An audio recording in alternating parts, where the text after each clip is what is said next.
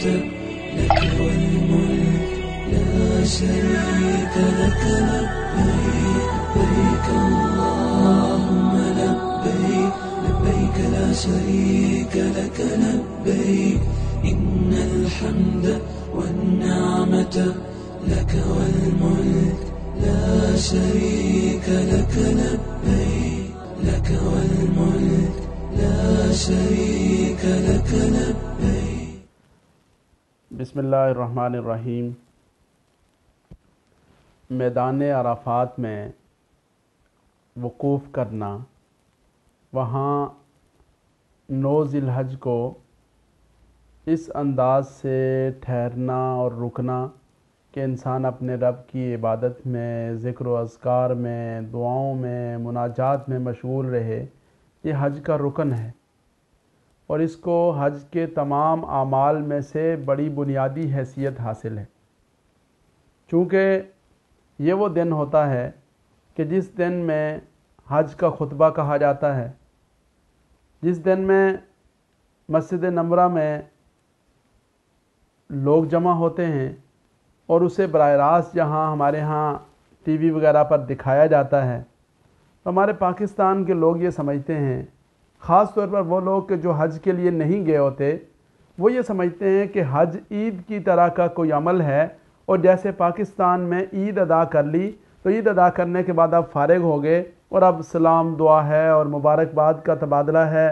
اور اب جو ہے وہ ایک دوسرے کے ساتھ رابطے ہیں. یہی معاملہ حج کا بھی ہے، اور اس کی وجہ سے لوگ یہاں سے فون کرنا شروع کرتے ہیں، اور وہاں جو خوش نصیب حاجی حضرات عرفات کے اندر موجود ہوتے ہیں، وہ فون رسیو کر کے مبارکبادیں قبول کرنے میں اپنا سارا وقت ضائع کر دیتے ہیں، یا یہ ہوتا ہے کہ سو کر آرام کر کے اپنا وقت ضائع کر دیتے ہیں. تو یہ یاد رہے کہ وہ دن قبولیت کا دن ہے، وہ دن ایسا دن ہے کہ جب اللہ کے نبی صلی اللہ علیہ وسلم نے اپنے رب کی بارگاہ میں لمبی لمبی دعائیں مانگی، اور ایسی عاجزی کے ساتھ، ایسی آہوزاری کے ساتھ، ایسی کیفیت کے ساتھ اپنے رب سے مانگا کہ جس کی دنیا انسانیت میں کوئی مثال نہیں ملتی. تو امت کے افراد کو، حج بیت اللہ کی سعادت حاصل کرنے والے خوش نصیبوں کو اپنے آقا صلی اللہ علیہ وسلم کے اس اسوہ حسنہ کی پیروی کرنی چاہیے، اور وہ جو قیمتی ترین وقت ہے، وہ جو حج کا رکن اعظم ہے، وہ جو حج کی ایک بنیادی اور کلیدی عبادت ہے، اس کلیدی عبادت کو فون کرنے میں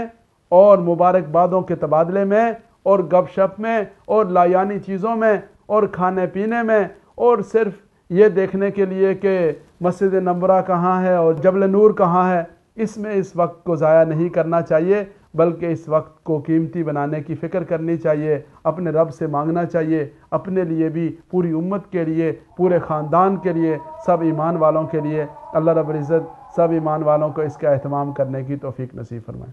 لك والملك لا شريك لك لبيك لك والملك لا شريك لك لبيك.